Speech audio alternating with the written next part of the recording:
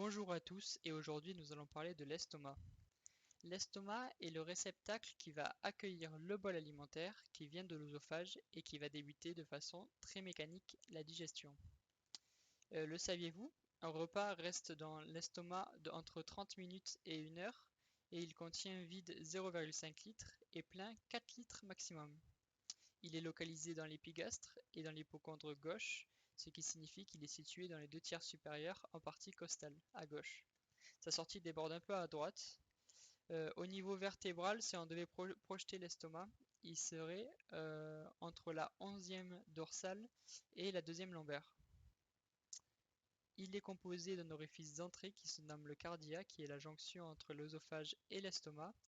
Il y a aussi une poche à air en haut, elle permet de fermer et clapper pour éviter les odeurs buccales, les remontées acides ou les pyrosis. Il y a une poche stomacale avec une petite et une grande courbure. Ça sera que la grande courbure qui va se dilater quand on mange. L'antre prépylorique est la zone terminale dilatée et l'orifice de sortie se nomme le pylore qui est un sphincter contrairement au cardia. Pour avoir quelques projections ostéopathiques, le cardia se situe au niveau du 6e espace intercostal à gauche. On peut le palper, on va ressentir une sorte de noyau d'olive qui est assez douloureuse. Le pylore est situé au-dessus du nombril et il va se décaler vers la droite lorsqu'on a mangé. Donc on va venir chercher au-dessus du nombril et suivant si le repas est passé ou pas, il sera plus ou moins à droite. Le fond de l'estomac est sur une ligne horizontale passant par la 10e côte.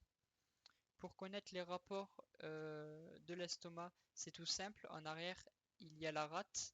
La partie gauche du côlon transverse est située en dessous de l'estomac. Le lobe gauche du foie est situé en haut.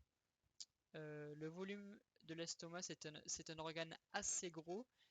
Chez un adulte, il mesure 20 cm de haut et 10 cm de large. Les pathologies les plus communes, c'est l'ulcère de l'estomac, on peut la voir sur la photo en haut à gauche. Et la sténose du pylore aussi, qui est très dangereuse chez l'enfant car il va vomir beaucoup et cela va détruire son estomac de l'intérieur. Les structures de l'estomac, ça sera 4 tuniques, donc la séreuse, la musculeuse, la sous-muqueuse et la muqueuse qui sera la plus profonde.